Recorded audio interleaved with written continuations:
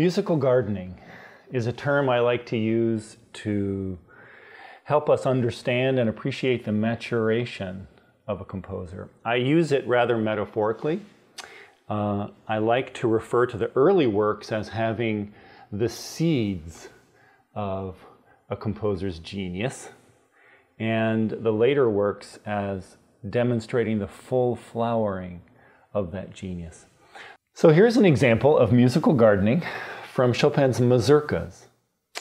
Chopin was a Polish composer, and the mazurka is the quintessential Polish folk dance.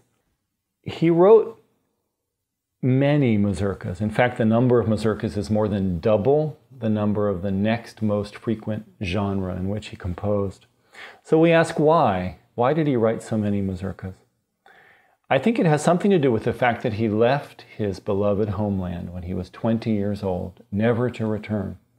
So while he could not return physically, he could, in a sense, take an express trip home by writing a mazurka. And I think that's one of the reasons, at least, that he wrote so many. We hear in some of the early mazurkas an almost irrational exuberance. It's as if in his musical world there were no shadows yet. So here's an example from one of the earliest mazurkas. We actually don't know when Chopin wrote this one.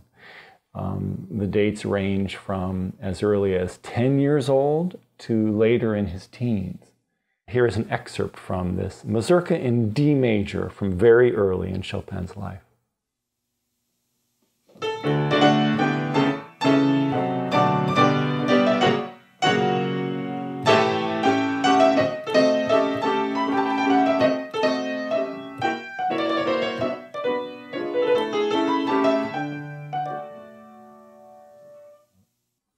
Now, I mentioned that Chopin left his homeland when he was 20 years old, but that might give you the wrong impression, as if he had a whole lot of time left.